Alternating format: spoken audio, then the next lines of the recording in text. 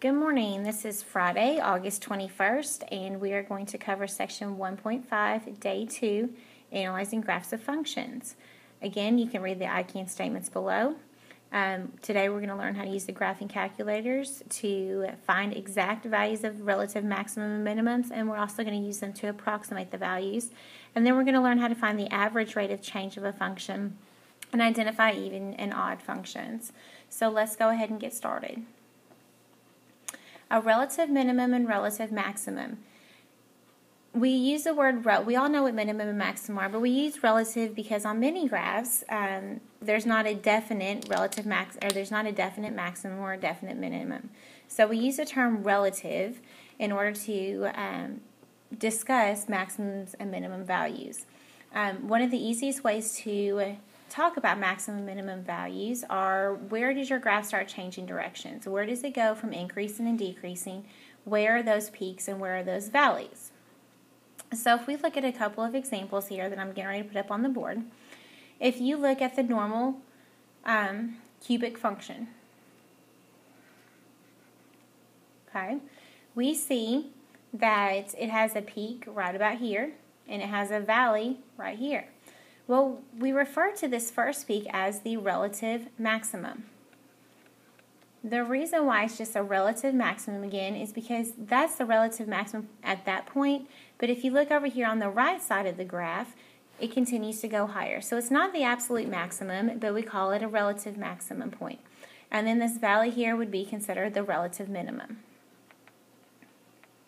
Now, some graphs, like the quadratic, just have one. This one would have a relative maximum. If it was a normal U-shaped graph, it would have the relative minimum. Okay?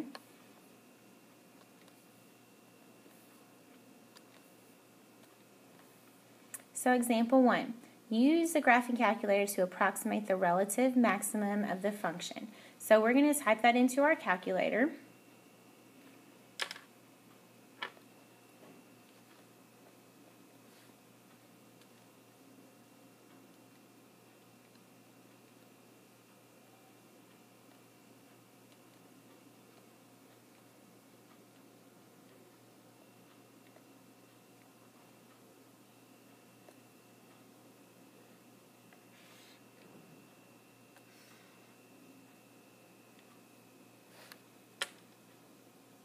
If we look at the graph of this, we see that it has a relative maximum right around here.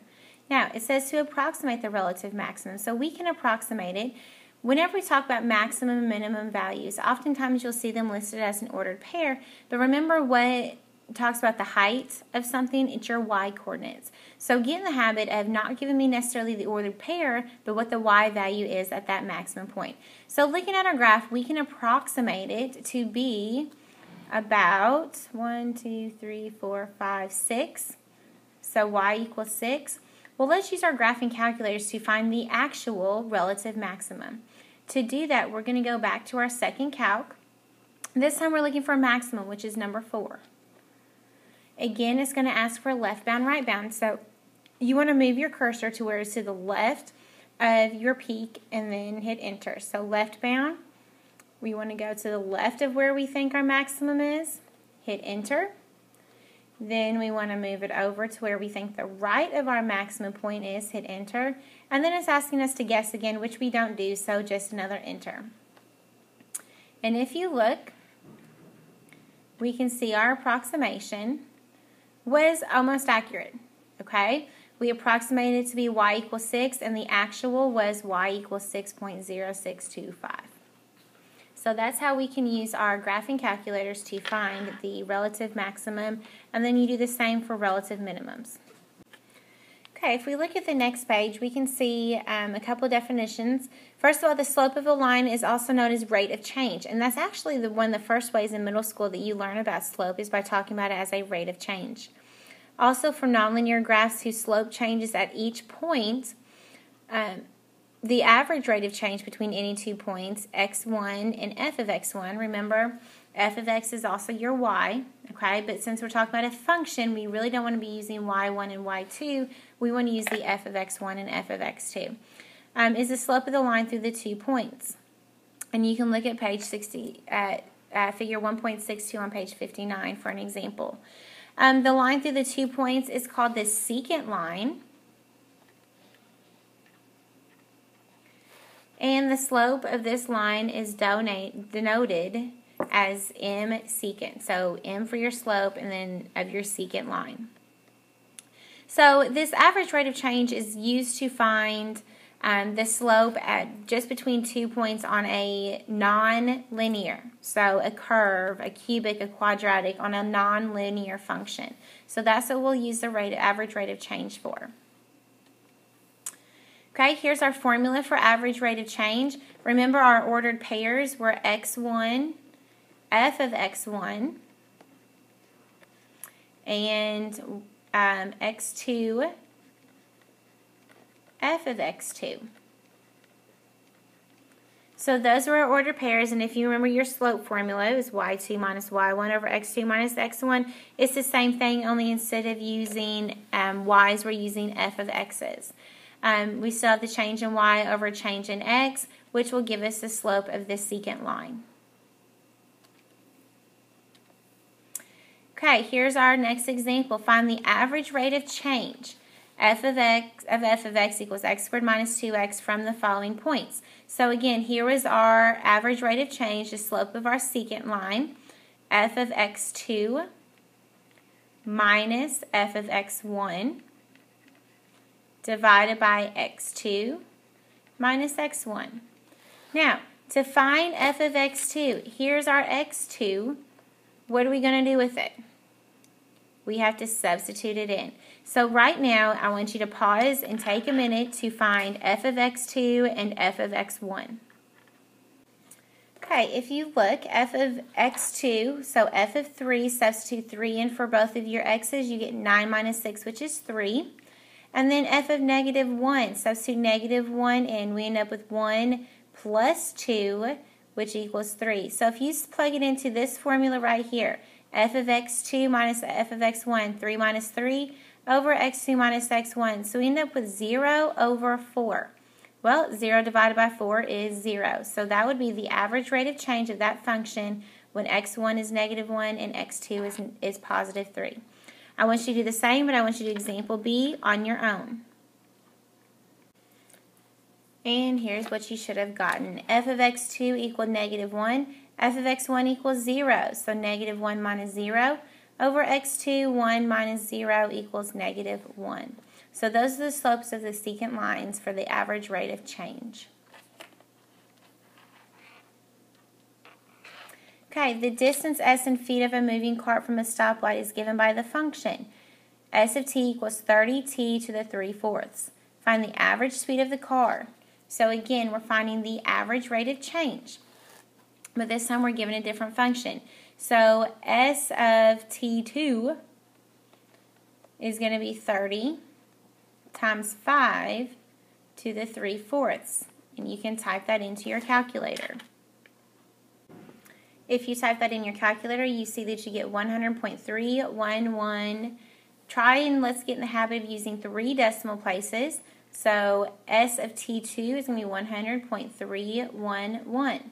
Now, we're going to do the same, and we're going to find S of T1, and we're going to substitute 0 in. So we have 30 times 0 to the 3/4.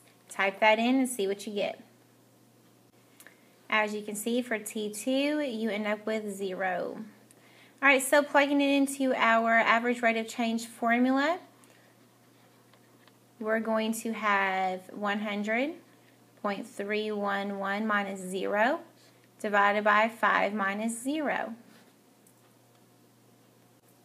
So 100.311 divided by 5 gave us the 20.0622. So find the average speed of the car from t equals 0 seconds to t equals 5 seconds. It's 20.0622 miles per hour.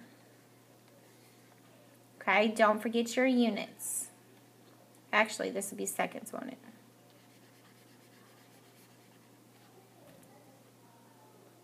So let's look at our units. Our units are in feet per second. So this is 20.0622 feet per second. Okay, make sure you're using the units, and unlike what I did, make sure you're using the correct units. Okay, even and odd functions. A function is said to be even if its graph is symmetric with respect to the y-axis, which means that if I substitute in a negative x for x, I'm going to end up with what I started off to. A function is said to be odd if its graph is symmetric with respect to the origin.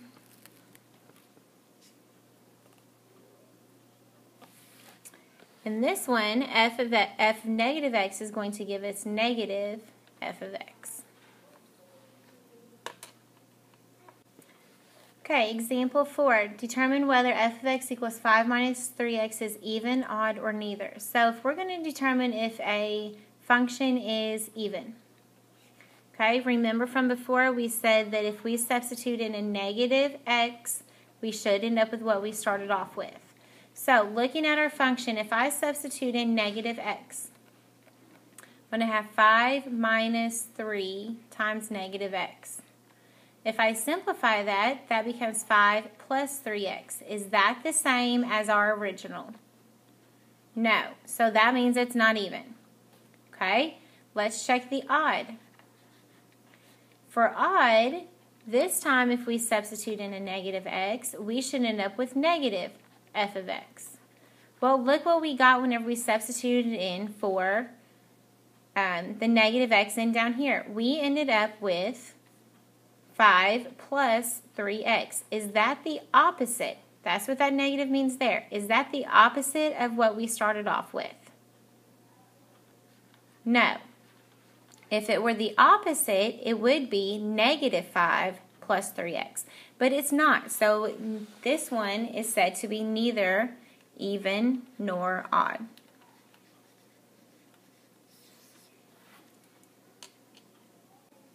Here's your homework for section 1.5, day 2. Please work at it. It's work in class. Work together with one another. Again, if you have any questions, you can email me or shoot me a remind message. Have a good day.